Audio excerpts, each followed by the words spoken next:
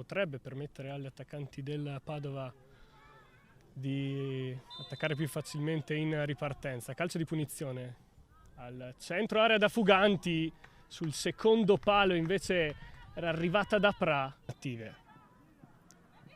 Stefanello cerca la compagna in mezzo all'area, svetta in questo caso Tonelli, allontana, pallone che resta lì ed esce di poco.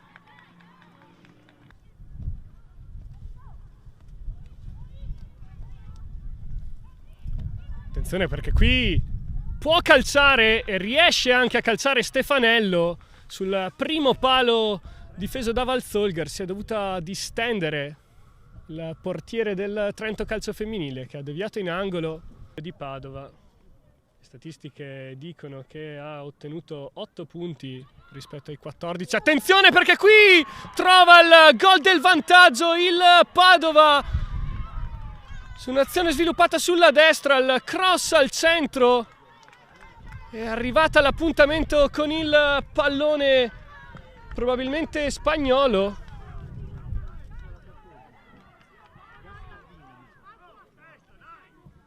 E anzi è stata probabilmente Gastaldin a colpire in mezzo all'area. Dalla nostra postazione non si vedeva bene l'azione sviluppata sulla destra. In ogni caso il cross basso al centro è stato attaccato perfettamente a centro area da Gastaldin che torna invece da Tononi. Si sbraccia da Pra sulla sinistra, ecco la servita, cross al centro questa volta per Tonelli che riesce ad intervenire sul pallone, forse anche con un leggero anticipo su Polonio, non secondo l'arbitro che ha invece fischiato fallo in favore del Padova, ravvisando in questo caso una carica sul portiere che viene respinto nuovamente.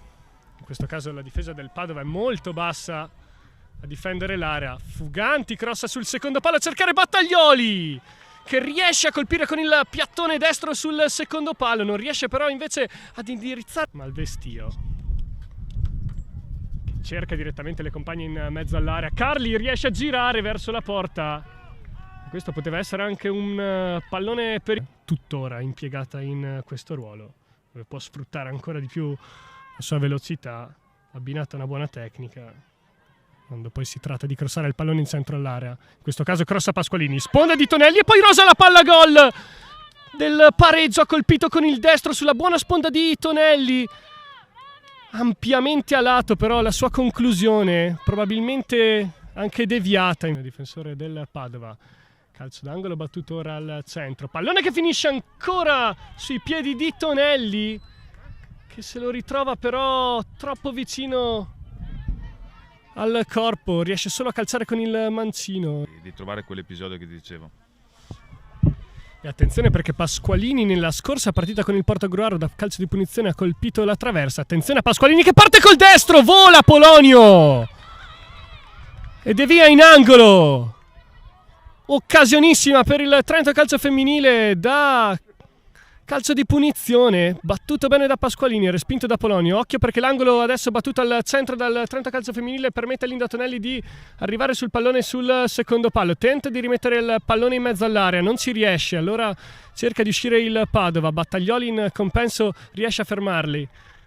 Ancora Fuganti, in profondità a cercare Tonelli che riesce a intervenire. Tonelli sterza, calcia, è fermato in posizione di offside l'attaccante del Trento Calcio Femminile che aveva concluso un attimo dopo a rete. Minuto 36, meno di 10 minuti al termine. Calcio d'angolo per il Trento Calcio Femminile, cross al centro, Pasqualini non riesce a svettare, ci riesce invece Varrone, pallone che resta lì, Tonelli, una mischia, ancora Tonelli, finisce giù, fa cenno che non c'è alcun calcio di rigore il direttore di gara. Lo lamentavano a gran voce le giocatrici del Trento e dalla nostra che seppur attenzione perché qui intanto ha calciato la numero 15 del Padova, questa lettura corretta di Amidei che allontana. Antolini prova col destro da lontano, era partito molto teso il tiro senza troppi problemi, però Polonio è riuscito a intercettarlo. Ha conteggiato l'arbitro.